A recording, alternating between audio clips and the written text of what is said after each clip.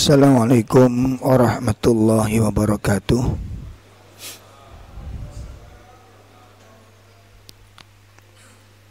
Alhamdulillah alladzi khalaqal mauta wal hayata liyabluwakum ayyukum ahsanu amala wa huwal azizul ghafur. Asyhadu an la ilaha illallah wahdahu la syarikalah wa asyhadu anna Muhammadan abduhu wa rasuluh. Ya ayyuhalladzina amanu taqullaha haqqa tuqatih wa la tamutunna illa wa antum muslimun.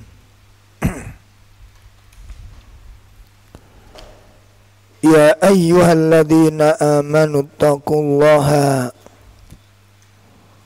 wa qulu qawlan sadida yuslih lakum a'malakum wa yaghfir lakum dhunubakum wa may yuti'illaha wa rasulahu faqad faza fawzan 'azima. Allahumma salli wa sallim wa barik ala nabiyyina Muhammadin wa ala alihi wa ashabihi wa man tabi'ahum bi ihsanin ila yaumiddin, amma ba'd. Ikhwatul kiram, bapak-bapak, ibu-ibu, jamaah majelis taklim yang semoga dimuliakan Allah Subhanahu wa ta'ala. Alhamdulillah, malam ini kita bisa hadir bersama-sama, yang tentunya kita bisa melaksanakan berbagai macam perintah-perintah Allah. Kita bisa menjauhi larangan-larangan Allah.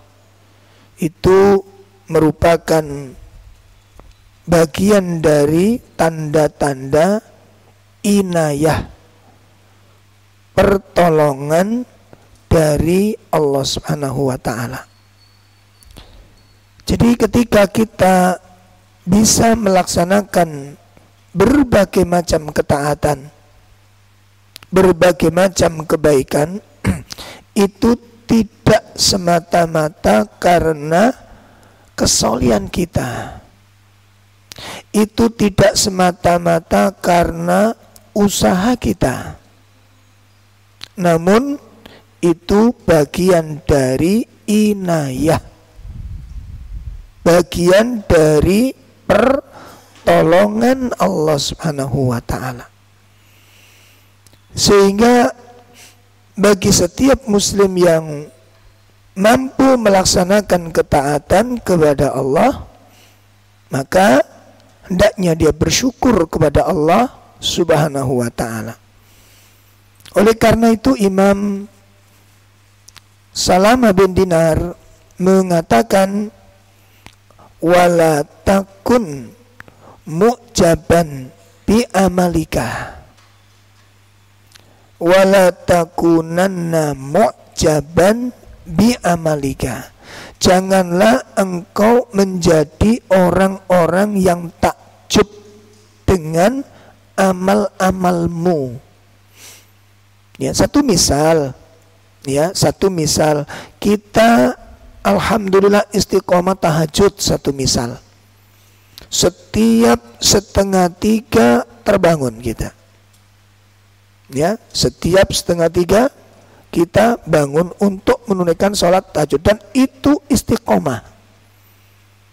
Dari tahun ke tahun. Kemudian sampai fajar. Lalu setiap selesai sholat subuh kita istiqomah tilawah Al-Quran. Dari tahun ke tahun. Awas, perhatikan. Jangan tertipu dengan kebaikan ini. wala takunanna mu'jaban bi amalika. Ya, jangan kamu takjub, bangga dengan amal-amalmu. Jangan. Sebab ketika orang takjub dengan amal solehnya, maka amal soleh yang dilakukan, yang mampu dia lakukan itu disandarkan kepada usahanya. Ya, ketika orang bangga dengan amal solehnya, maka amal soleh itu disandarkan kepada dirinya. Itulah yang disebut dengan ujub. Ya, itu yang dinamakan dengan ujub. Menyandarkan ya kesuksesan, keberhasilan, kebaikan kepada dirinya. Sebagaimana yang telah dilakukan oleh hamba Allah yang dilaknat oleh Allah, Qarun. Ya, Qarun. Apa yang dikatakan oleh Qarun saat dia mampu meraih kesuksesan?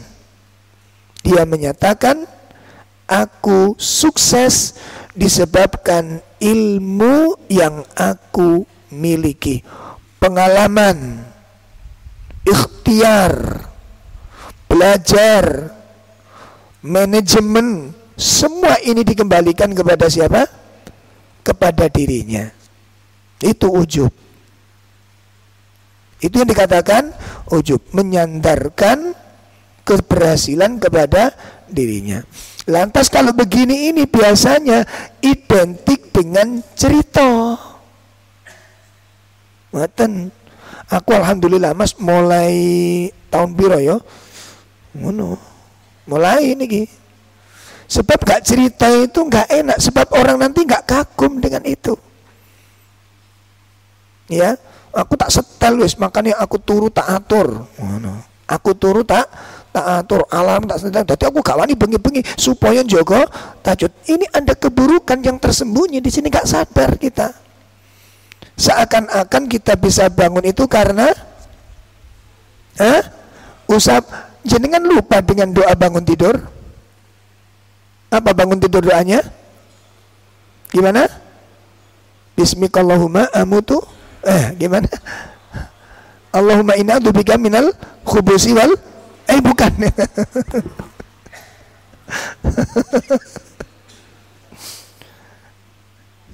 Saya nggak ngerti mesti nganut kan ya.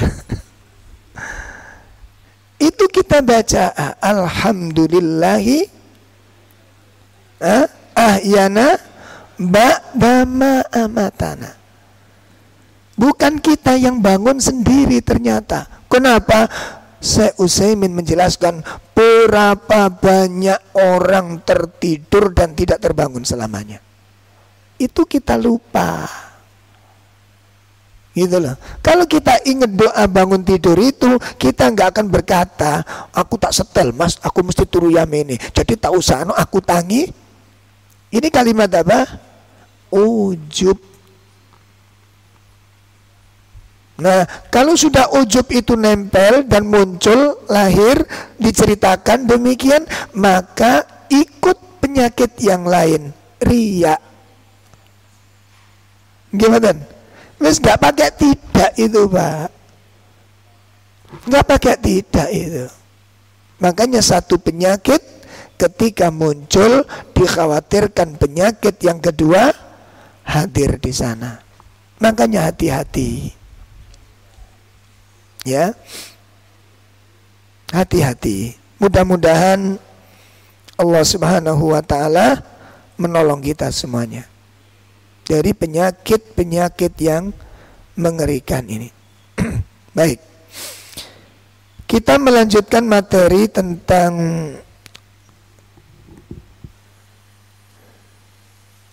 nasihat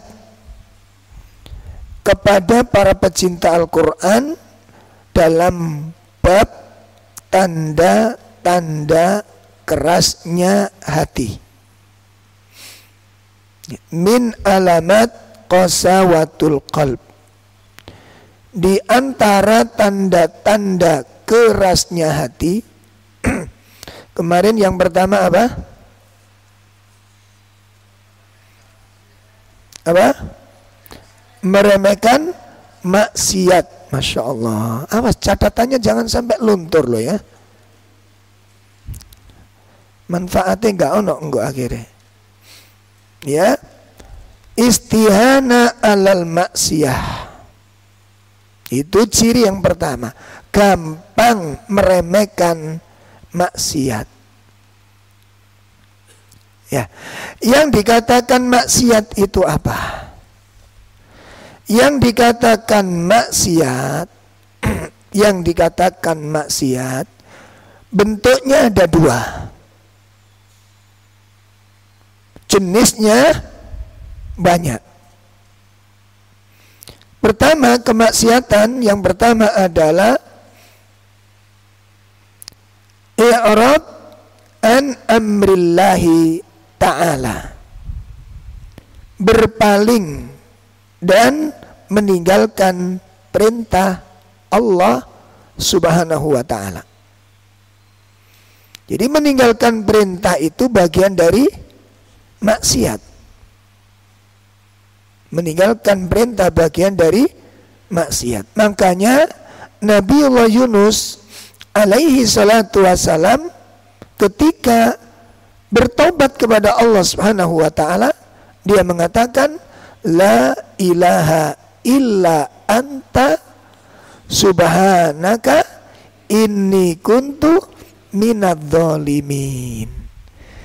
Di ujung doa itu, di ujung kalimat yang bentuk dari sebuah penyesalan, ya, yang diungkapkan oleh Nabi Yunus bahwa sesungguhnya aku termasuk orang-orang yang zalim. Pertanyaannya, kezaliman apa yang dilakukan oleh Nabi Yunus? Dalam dia berbuat zalim apa? Meninggalkan perintah, meninggalkan larang, meninggalkan tugas. Karena dia marah, dakwahnya tidak diterima, dia mangkel dengan masyarakat, lalu dia tinggalkan masyarakat tersebut. Ingin mencari tempat dakwah yang subur. Nah, ngaten. Makanya ujiannya dai niku teng mriku niku.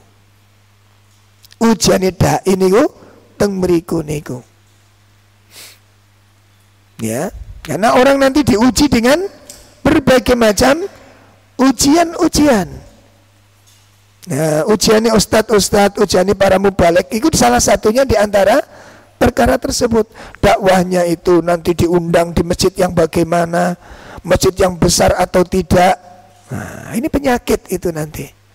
Itu penyakit. Nah, itu satu ya bentuknya. Yang kedua, yang dikatakan maksiat itu adalah melakukan yang dilarang. Ya, melakukan yang dilarang. Fi'lul munkarat, fi'lul muharramat, melakukan perkara-perkara yang mungkar. Ya, melakukan perkara-perkara yang dilarang. Hal itulah yang kemudian menjadikan Nabiullah Adam alaihi salatu wassalam menyesali perbuatannya dan bertobat kepada Allah. Seraya mengatakan, Rabbana dzalamna anfusana. Jadi berbalik arah. Ya, Nabi Adam datang menghadap Allah untuk menyampaikan penyesalannya dan ingin diampuni atas dosanya. Apa yang dilakukan oleh Nabi Adam? Kesalahan yang dilakukan oleh Nabi Adam adalah fi'lul munkarat, fi'lul muharramat, melakukan perkara yang dilarang oleh syariat. Nah, jadi kalau Nabi Yunus tadi maksiatnya apa? Meninggalkan perintah. Sedangkan Nabi Adam maksiatnya apa?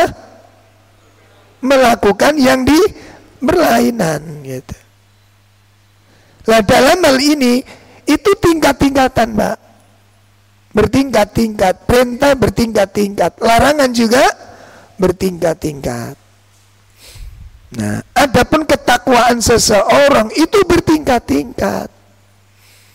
Ada yang sampai tingkat warok dan sudah sampai tingkat zuhud. Itu tingkat yang paling tinggi. Ya, tingkat yang paling tinggi kesolian itu sampai pada derajat zuhud. Ya. Dan itu nanti masuk di dalam level muttaqin. Itu sifat-sifatnya muttaqin nanti. Orang yang mampu bersikap zuhud. Bedanya warok dengan zuhud apa? Imam Ibnu Taimiyah berkata, az-zuhdu, ya, az-zuhdu, adapun yang dikatakan zuhud itu adalah tarku ma la yanfa fil akhirah. Tarku ma la yanfa fil akhirah. Meninggalkan sesuatu yang tidak bermanfaat untuk akhirat. Itu namanya zuhud. Pengertian zuhud banyak nanti, Pak. Banyak. Ya, pengertian zuhud sangat banyak sekali. Tapi yang jelas bukan kemudian apa? Meninggalkan kesenangan. Ya, makan daging nggak mau, tidur di atas kasur nggak mau. Itu bukan zuhud. Mungkin darah tinggi. Ya, bukan pengertian zuhud, bukan demikian. Akhirnya seakan-akan zuhud itu harus miskin. Siapa yang bilang demikian? Zuhud itu harus berpakaian yang kumuh. Siapa yang bilang demikian? Ya, zuhud harus meninggalkan kekayaan. Nabi Sulaiman itu kaya.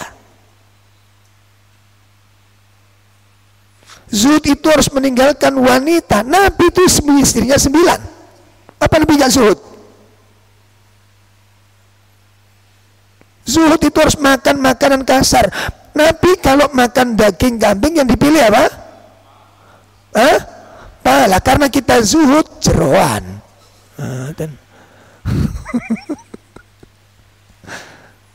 Aku bentuk zuhud kula mbak sampean mangan sapi jeroan. Kalau Nabi apa? Paha. Apa Nabi gak zuhud? Zuhud itu panjang. Tapi yang jelas bukan begitu gitu loh. Banyak menarik sekali itu kalau dibahas. Insyaallah kapan-kapan kita bahas itu. Karena sangat penting dalam kehidupan ini. Itu zuhud. Tarku mala yanfa fil akhirah. Meninggalkan sesuatu yang tidak bermanfaat di akhirat. Termasuk ucapan, perbuatan, kegiatan-kegiatan. Sehingga untuk bisa mencapai ini seorang muslim harus dituntut untuk apa?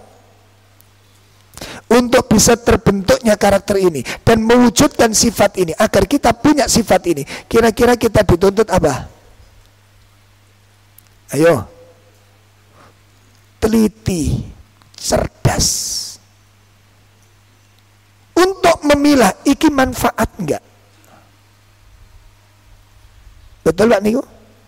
Kalau enggak teliti bisa enggak? Untuk mimilah, sing tak lakoni kan manfaat. Ojo cukup seneng, manfaat enggak untuk akhirat. Gitu loh. Kenapa? Itu sifat orang mukmin yang disebutkan di dalam surat Al-Mu'minun. Qad aflahal mu'minun alladzina hum fi salatihim khashin walladzina hum 'anil lagwi mu'ridun. Kena kita di sini.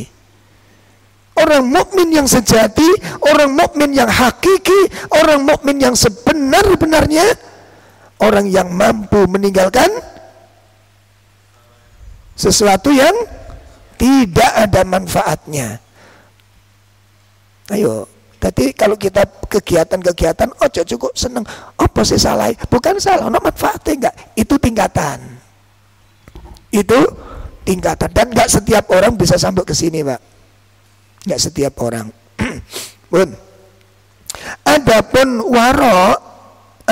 warok, kata Imam Ibnu Taimiyah, ini duduk reok loh ya.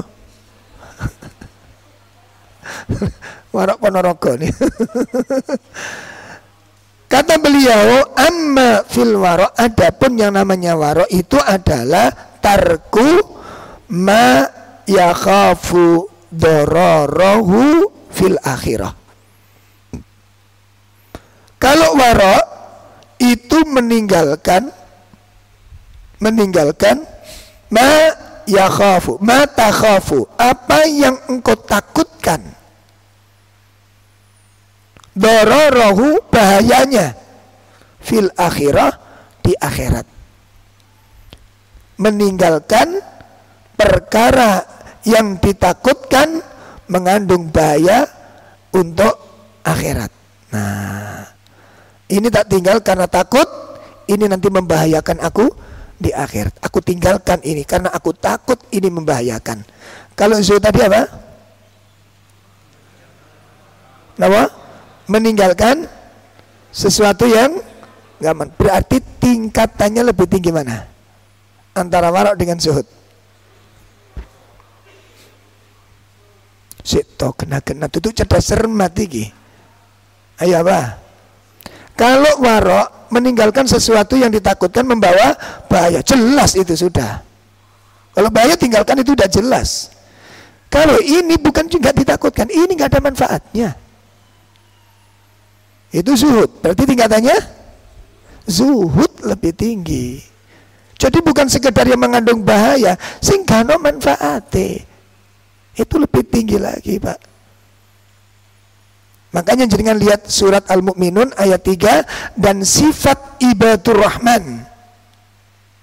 Sifat ibadur rahman masuk di dalam meninggalkan perkara-perkara yang enggak ada manfaatnya.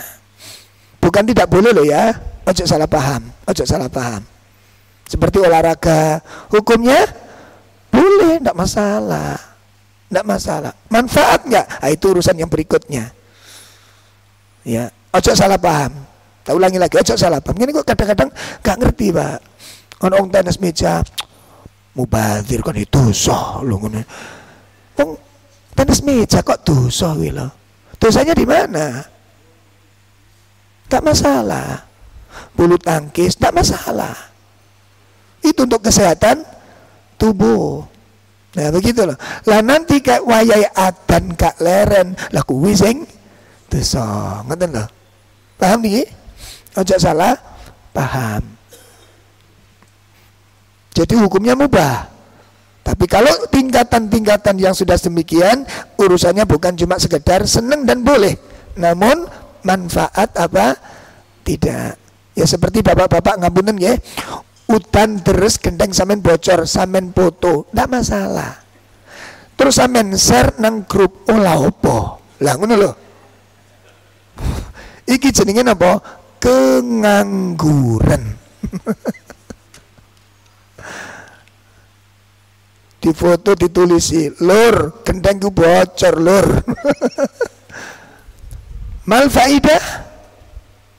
Ora ono manfaate. Ini namanya mubah, perbuatan yang sia-sia, tinggalkan. Nyata loh. Hujan terus difoto, lur nggonku udan, kengangguran ngene iki. Manfaat enggak? Buat perhatikan. Kalau kemudian ada pohon tumbang jenengan foto di share di grup RT, boleh, ada manfaat untuk kerja bakti. Ini nutup jalan, ini ambruk ke rumah orang, ayo segera kita bantu, manfaat. Nek sampean grup iku ndek Jakarta, lah apa sampean kirimi ngene iki? Manfaat? Enggak, pertanyaannya Pak. Ono enggak sing nglakoni ngono iku? Di sini nggak ada dong pas ngaji aja nih. Paham ya? Anda lewat di jalan raya, macet, Anda foto, share di grup. Siapa teman-teman mau lewat sini macet, tolong jangan lewat sini, manfaat. Tidak masalah. Ikut teliti. Maka Islam itu berkualitas, bukan sampah yang tidak ada nilainya. Paham nih? Karena itu nanti urusannya dengan kecerdasan akal. Dan Islam menuntut umat Islam itu cerdas. Ya. Coba kalau jenengan lihat anak jenengan atau pembantu jenengan, ya, pembantu jenengan rosokan disimpen dilebokno lemari. Lho ngono, kira-kira piye? Iki lho apa gombal-gombal mbok lebokno lemari, enggak ada manfaatnya.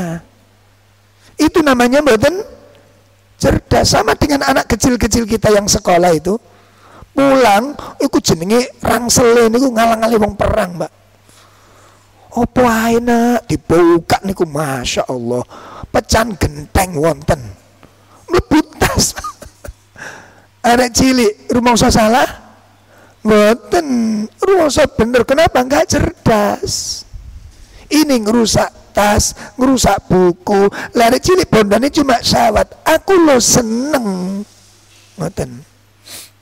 Ya, aku lo seneng. Bukan cuma seneng, manfaat enggak, maslahat enggak. Pertimbangannya di sana. Ya, sama ibu-ibu yang hobi TikTok. Hati-hati, umba-umba itu gak usah direkam. Ulek-ulek gak usah direkam. Kecuali kalau ibu mengajarkan metodologi mengenalkan untuk ngeramu jamu. Pertama ini ditampakkan gak masalah. Aku masak mbak. Akhirnya sautan gak karu-karuan, ndudono masakne dhewe-dhewe. Lah kengangguran to ngene iki. Mal faidah. Sehingga waktu itu tidak ada perhatikan, ini bukan persoalan sederhana. Ini urusan waktu. Ada pertanyaan, untuk apa engkau habiskan umurmu? Iku sing angel jawabe. Apa jawabnya? Apa jawabnya? Itu yang ditanyakan oleh Allah kan? Ditanyakan gak itu oleh Allah? Ditanyakan 4 persoalan pertama. An umrihi, tentang umurmu, untuk apa engkau habiskan? Ini bisa, yang manfaat nggak bisa. Kan begitu. Sampai ada teman-teman, masya Allah, berbuat baik dengan binatang piaraan harus. Kurungan itu bersani harus, tapi nek wayatan tinggalan kurungan manuk iki. Paham iki? Lantet mangi kula opo ayoan. Kok wayatan sampean bareng ngorai kurungane? Dan itu ada di antara kita, Pak. Bukan enggak ada.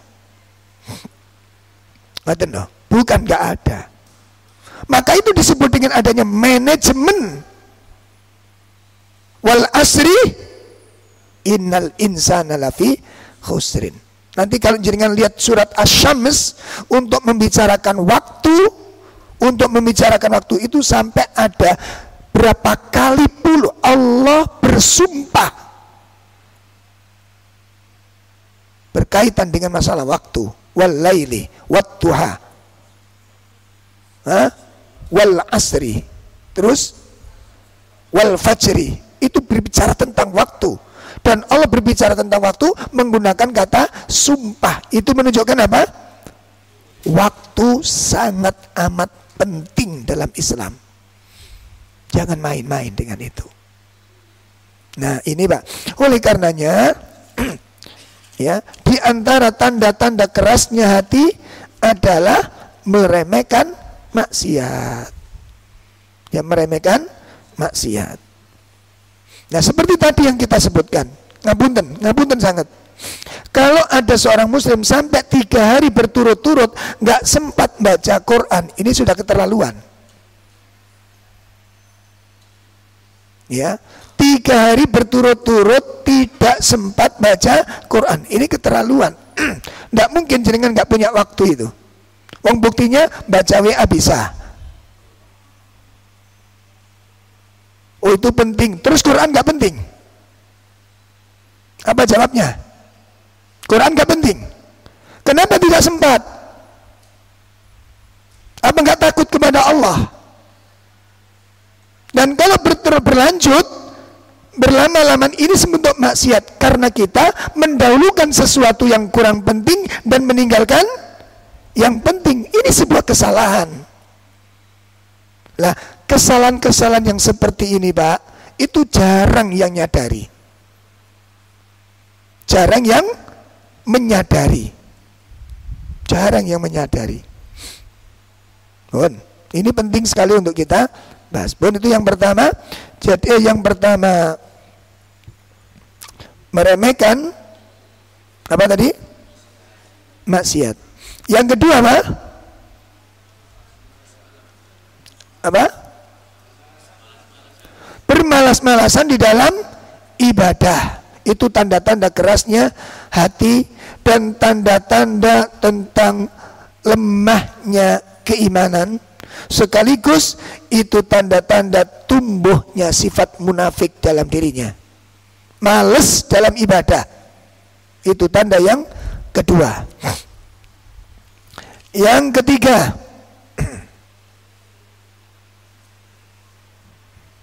yang ketiga tanda kerasnya hati adalah apa? Belum. Ghaira muta'athir qalbahu an ayatil Qur'an.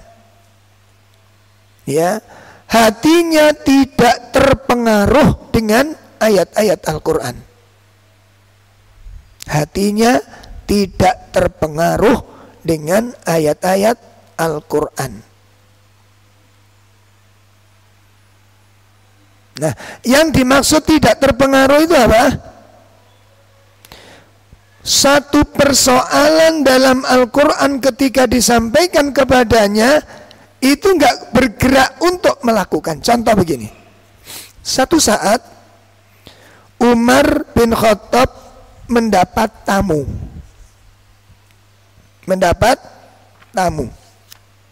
Nah, tamu ini tiba-tiba protes kepada Umar bin Khattab. Protes kepada Umar bin Khattab. Ya, apa protesnya? Protesnya dia mengatakan, demi Allah, ya, pembagian harta yang dilakukan oleh Umar itu tidak adil. Ya, kata orang tersebut, demi Allah, pembagian harta yang dilakukan oleh Umar itu tidak adil.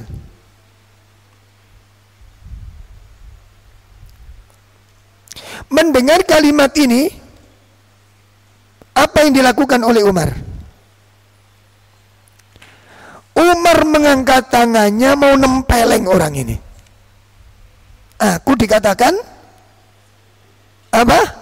Nggak adil. Diangkat tangannya Umar, mau ditempeleng dia, mau dipukul sama Umar. Begitu tangannya sudah diangkat dan sudah akan dijatuhkan kepada kepala orang ini, ya, kepada orang tersebut, pendampingnya, penasehatnya mengangkat suara, ya Umar, ya Umar, wahai Umar, hal tadkir, apakah engkau masih ingat qaulu azza wa jal, firman Allah subhanahu wa ta'ala.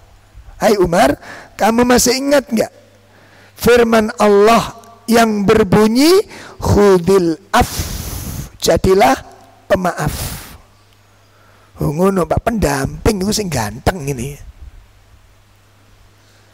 Ya, Begitu pimpinannya akan melakukan sebuah pelanggaran, penasehatnya tampil, itulah. Gak domblong. Tampil dia. Angkat suara.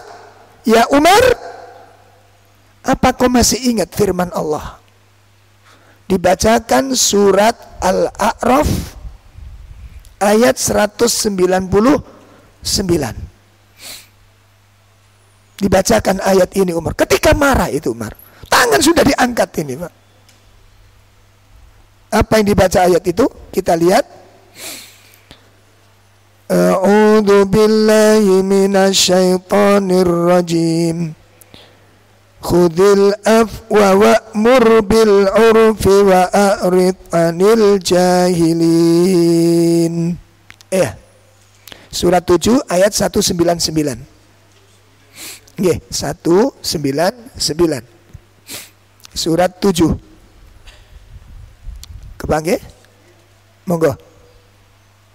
Jadilah pemaaf dan suruhlah orang mengerjakan yang ma'ruf. Jangan pedulikan orang-orang yang bodoh. Nah, ini ada berapa nasihat di situ? Sekali baca 3 nasihat masuk. Sekali baca 3 nasihat masuk. Langsung ke Umar.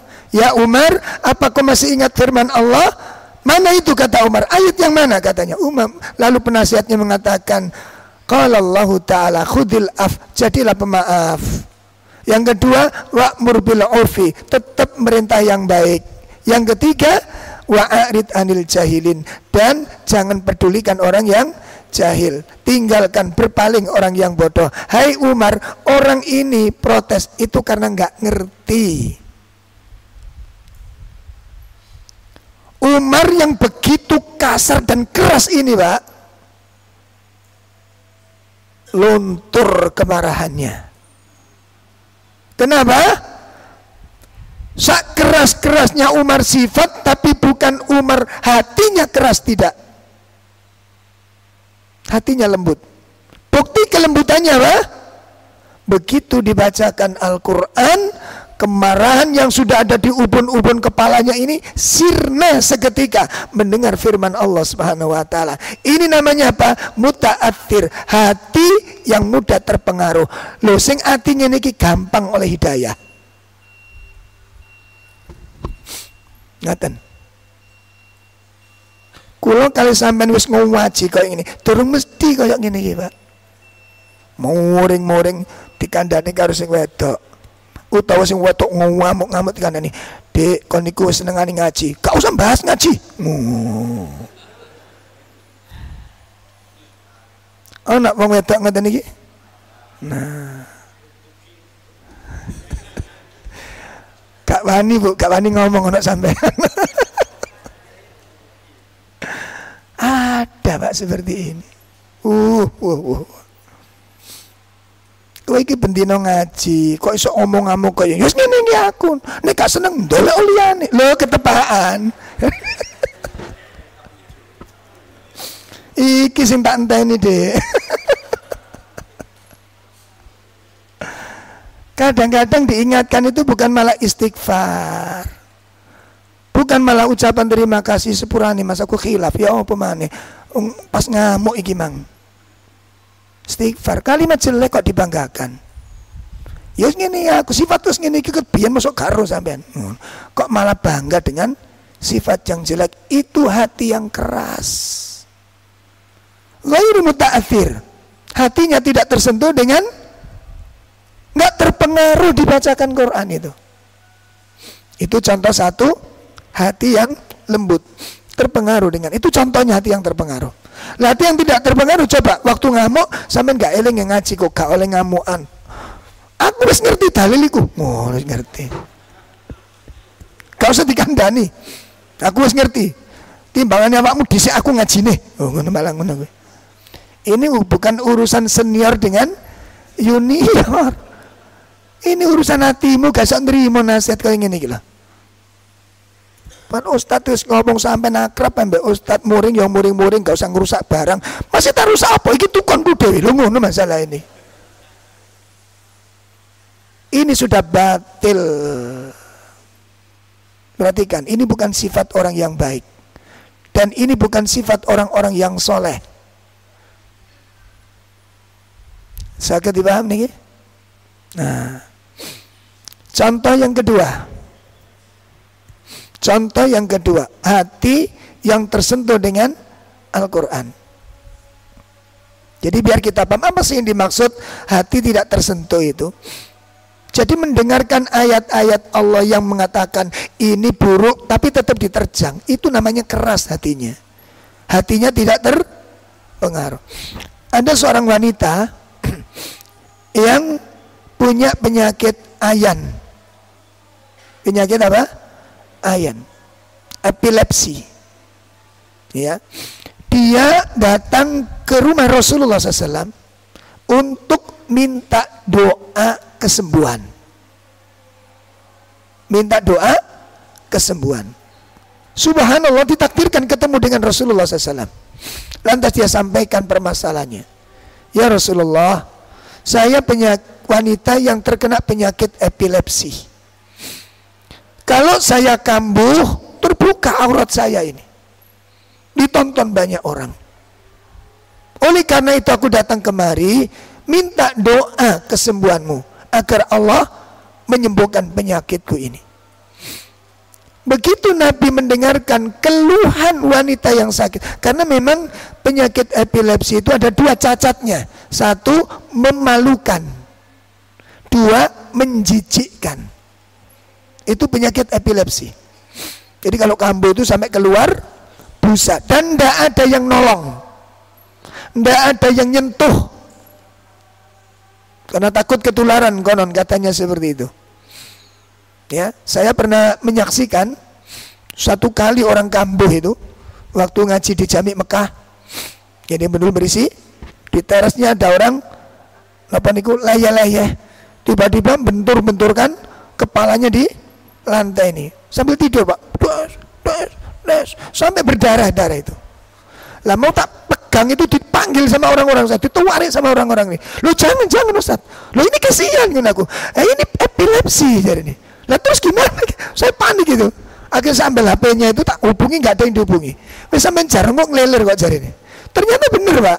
Jarak 5 menit dia cuma kayak orang bangun tidur, tapi ini udah darah tok ini. Ininya, Pak. Wocor ini lidahnya. Ya bibirnya. Itu menjijikkan dan memalukan. Kenapa kok memalukan? Kalau kambuh itu di sembarang tempat. Nggak ada tanda-tanda mau kambuh, tiba-tiba pas undangan kambuh kayal-kayal di sana, terbuka auratnya, malu gitu. Maka dia minta doa kesembuhan kepada Nabi. Nah, ketika Nabi dimintai doa kesembuhan, Nabi menawarkan dua opsi. Wanita ini ditawari dua opsi oleh Nabi. Bu, in soberti walakil jannah. Kalau Anda sabar dengan penyakit ini, Anda terima, Anda jalani, Anda ikhlas karena ketentuan Allah, walakil jannah, Anda diberi surga oleh Allah dengan sakit ini. Dengan catatan Anda terima, Anda jalani, Anda ikhlas dengan ketetapan Allah, surga diberikan Allah kepada Anda. Tapi kalau Anda minta doa saya untuk berdoa kesembuhan, saya akan doakan dan insya Allah akan sembuh. Apa kata wanita ini? Tidak membutuhkan waktu yang panjang untuk berpikir, memutuskan dua opsi yang ditawarkan oleh Nabi. Begitu Nabi selesai, langsung dijawab wanita ini, ya Rasulullah, aku butuh surga. Aku butuh surga. Biarkan aku sakit, aku terima sakit ini, dan Anda tidak perlu mendoakan kesembuhan sama saya. Ini namanya hati terpengaruh dengan ayat-ayat Allah. Ada penawaran, langsung action. Imam Bukhari sampai menjadi ulama besar demikian itu.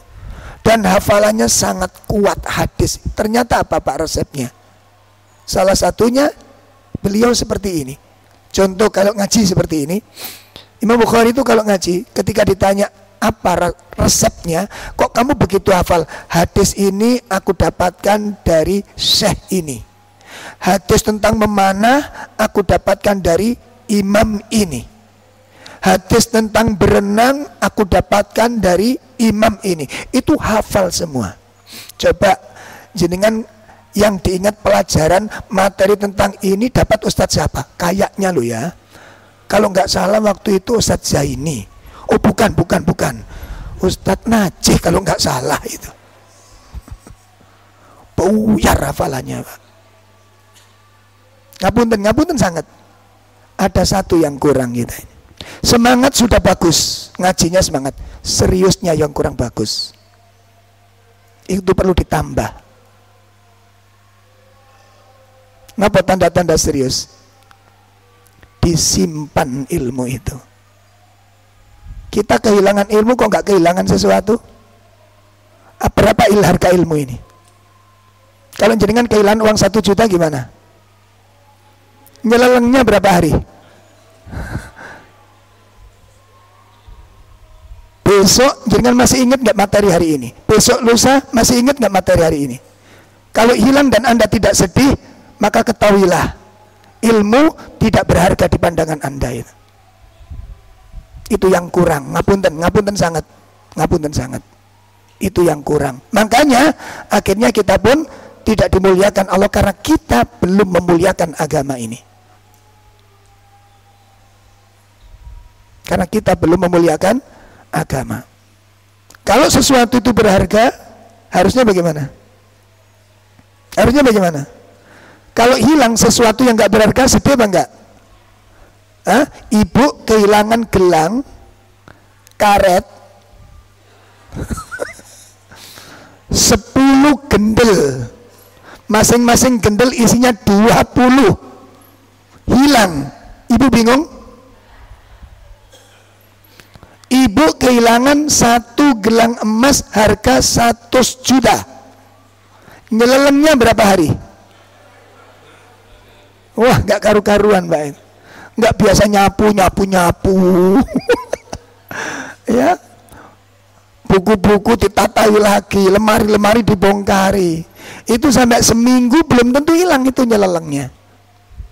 Karena sesuatu itu sangat mahal Pak. Ilmu seperti ini dan ilmu ustadz panjenengan yang ngajar jenengan itu berapa nilainya? Kok kita kehilangan anteng-anteng saja? Disitulah rahasia kenapa umat Islam ditelantarkan oleh Allah, karena kita sudah menelantarkan ilmunya Allah. Dan ini sekedar informasi aja gitu loh ya. Paham ini? Nah, ada yang kurang di sini, seriusnya, komitmennya yang kurang. Semangatnya sudah bagus. Mudah-mudahan menjadi amal yang soleh. Cuma kan kita ngaji bukan cuma oleh pahala. Oleh apa? Simpan ilmu itu. Makanya sering ditulisi para panitia nasihatnya Imam Syafi'i. Ya, apa? Qayyidul ilm bil kitabah. Ikatlah ilmu itu dengan catatan. Nah gitu. Sehingga ilmu ini nggak hilang. Ngeten ben 3 hari lagi jenengan bisa murojaah kajian hari ini. Iso diulangi? Ora iso sing diulangi apa? Karena tuh kekurangannya di situ. Ya ini ngapunten sangat ini harus saya sampaikan supaya apa? Ini salah satunya rahasia umat Islam ditelantarkan oleh Allah karena kita telah menelantarkan ilmu. Ya, baik. Nah, jadi akhirnya wanita ini apa? Memilih apa? Memilih sakit. Tak pilih. Namun dia berdoa, minta doa kepada Nabi, namun ya Rasulullah, doakan aku saat aku kambuh auratku tidak terbuka. Subhanallah, dikabulkan oleh Allah Ta'ala. Jadi wanita ini walaupun golong-golong, auratnya terjaga karena pertolongan Allah Subhanahu wa taala. Nah, persoalannya sekarang, ketika wanita ini kambuh, sakit gitu, menderita enggak? Dalam? Menderita enggak? Menderita. Menderita. Kalau menderita, kenapa dia pilih sakit tadi? Kalau dia kepingin surga, kenapa dia menderita ketika sakit? Menderita apa enggak?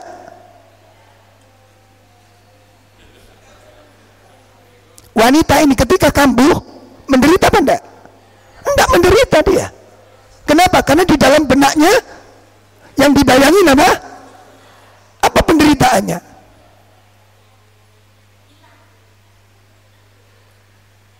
Dia enggak menderita dia. Seperti Hajar.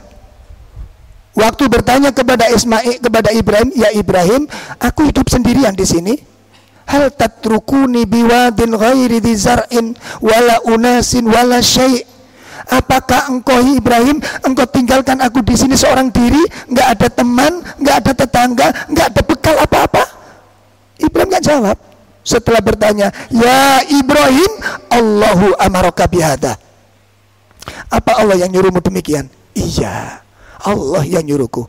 Begitu disuruh oleh Allah dan Hajar tahu ini perintah Allah, dia harus sendirian, dia harus mengalami kesusahan, maka diputuskan, wallah, demi Allah, la udayyi'un Allah, Allah tidak akan menyia-nyiakan aku di sini.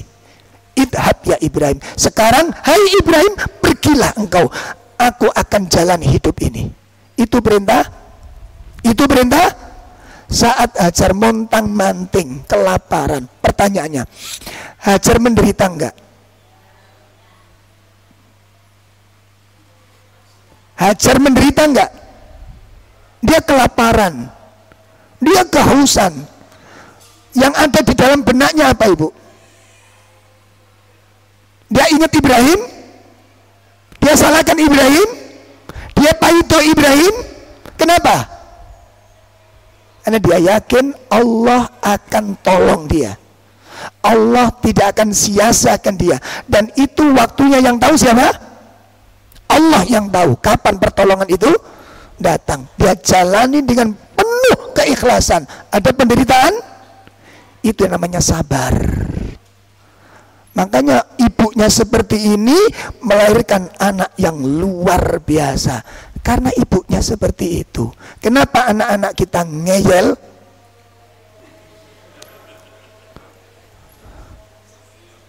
Karena lahir dari orang-orang yang suka ngeyel. Astagfirullah. Ini bapak-bapak ibu-ibu, insya Allah akan kita lanjutkan. Ya, jadi itu tanda-tanda yang ketiga, hatinya tidak terpengaruh dengan ilmu, tidak terpengaruh dengan. Jadi ngaji ya ngaji, semangat ya semangat, tapi sifat-sifatnya tetap dalam keburukan. Contoh, bapak-bapak dulu sebelum ngaji suka misuh, ngomong kasar ke istri. Setelah ngaji masih tetap istiqomah. Ucapan-ucapannya kasar, celak-celakannya, hujatan, menghujat istri, menghujat orang yang dimarahi, masih tetap keluar. Berarti ilmu yang kita dengar dari ustadz-ustadz kita itu tidak mempengaruhi hati. Dan itu tanda-tanda hatinya yang keras. Itu tanda-tandanya. Al-Quran tidak bisa merubah. Terus apa yang bisa merubah?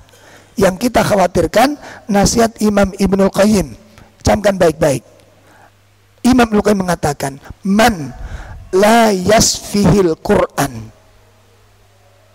man la yasfihil Quran, orang yang tidak bisa sembuh dengan Al-Quran, la yasfahullahu, Allah tidak berkenan untuk menyembuhkan selama-lamanya.